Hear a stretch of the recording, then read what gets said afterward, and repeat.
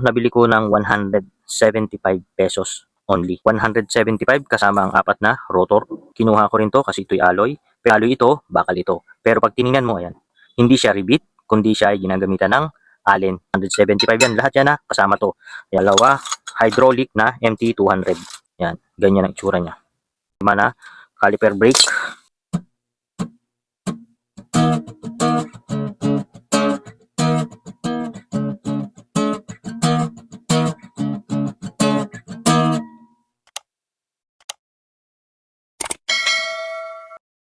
Pumunta lang ako ngayon sa junk shop kasi bumili ako ng lumang rice cooker. Kasi kukuhanin ko yung pyesa niya. So ililipat ko lang yung pyesa nito dun sa aking rice cooker. At wag ka, no, ang surprise dito, nung bumili ako nito, ito yung nakita ko sa tambakan nila. Ayan. Ito, nabili ko ng 175 pesos only. So binili ko to hindi per pyesa. Binili ko to as per kilo. So ang kilo nito inabot ng 175 pesos. Ayan, pakita ko sa inyo. Una ito.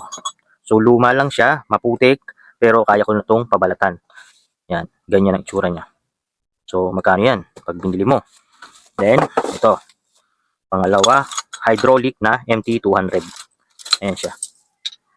Sa 175. Hindi ko alam kung goods ito, pero nung tinesting ko doon, syempre bago ako bumili, inipit ko siya ng rotor. So kumakagat siya, yung isa wala nang laman. So wala siyang tagas, talaga lang dinispose na kasi siguro luma na. Pero kaya kong gawin yan. Ayan. Ito, 175 kasama ang apat na rotor. Ayan. Na 180 ang size. Ayan. Tapos natin to para makita ninyo. So isi-share ko lang, no. Kaya sabi nga nila, may pera daw sa basura. Totoo nga naman. So ayan, ito kasama sa 175 pesos. Okay. Yan ito. So tingnan nyo, no. Parang pagtitingnan mo is pangit, no, bakal siya. So ang intention ko lang dito itong crank arm. Kasi alloy ito, bakal ito. Pero pag tiningnan mo, ayan, hindi siya rivet, kundi siya ay ginagamitan ng allen. So nakatornilyo siya, kakalasin mo lang yung bakal na chainring niya, meron ka ng crank na alloy, at papalitan mo na lang nung single na nabibili na chainring. So ayan, kasama lahat yan sa 175. Ito pa, meron tayong nabiling ragusa. Ayan, 175 yan. Lahat yan na, kasama to. Ayan, square type, alloy, pero useless na to. Tingin mo pa lang bakit nasabi kong useless na siya. Ito, chainring. Yan, pansin niyo, malalim na siya masyado, matutulis na, matataas na yung ngipin. So ito, luma na ito. So papalitan mo na lang din ng chainring. Ito yung sinasabi ko, no. Bibili ako ng chainring at tatanggalin ko tong bakal na nakakabit sa kanya na chainring. Ang i-replace ko ganito. So pagka binilang ko yan ng ganun, ganito na rin magiging itsura niya. Ayan.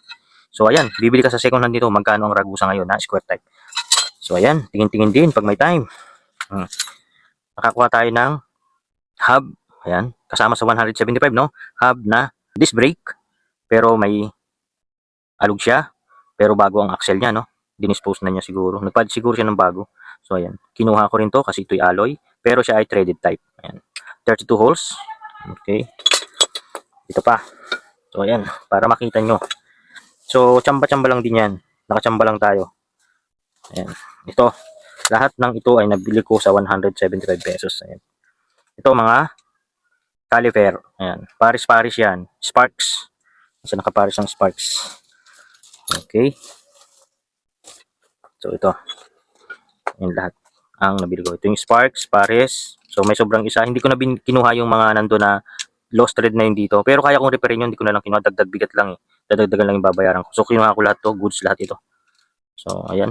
4, 5 na caliper brake. At isang set ng ito. Hydraulic na caliper. Para sa road bike ito. Ayan. Hydraulic yan. Nandito ang oil niyan sa loob. Pero ang design kasi nito, ito hydraulic yung caliper mo. Pero yung panggagalingan ng preno na lever, mechanical lang siya. Mechanical hydraulic ang tawag dito. So ayan. Kaya mechanical yung preno mo galing dun sa iyong lever papunta dito na ito naman ay hydraulic. So ayan, napakamali ito pag binili mo. Ayan. Ito, cassette type, kasama yan sa 175, no? Ayan, cassette type. Ito pa. Ito nakuha ko yung, may left and right ito. Hindi ko na in-interest yung left. Useless din, hindi ginagamit. Kinuha ko lang ito. Ito ay lang speed, 80 speed. Pero bago ko yan binili, pinilit ko yan ng isa-isa. Siyempre, marunong naman tayo sa bike. Yan. goods. Ito, mayroon din itong left, iniwan ko na lang din, ito lang kinuha ko. Tatak nito is Sunrun, pero ilang speed ito? 9 speed. Pero yan, bago ko binili, kinlik ko yan isa-isa kung gumagana. So,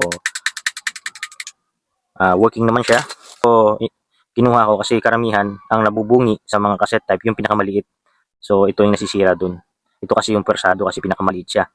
So, malakas ang hatak dito ng kadena kaya ito madalas nabubungi. Kaya yung mga cassette type natin, kadalasan may kumakabyos yung part na pinakamaliit yun kasi yun ang napupudpud kagat. Yung kasing gamitin kapag mabilis ang takbo. At dun din malakas yung pwersa ng kadena kasi pag pumadya ka yan, mabigat yan, malakas yung pwersahan nila dito, yung kadena. So, itong kaya kinukuha ko to. Importante ito. Madalas itong nadadamage sa mga cassette type natin.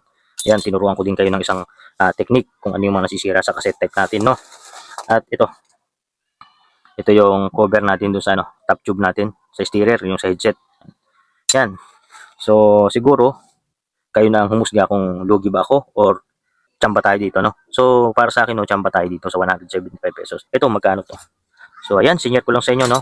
Ang intention ko lang, bumili ng sirang rice cooker. Pero pagdating ko doon, merong nagbenta nito. Siguro ito, tinapunan niya galing sa bahay nila, pinagpalitan niya. Hindi ko alam, basta nakasako siya. Yun, so, kinuha ko lang. Tapos, binili ko per kilo. So, ayan, thank you and senior ko lang.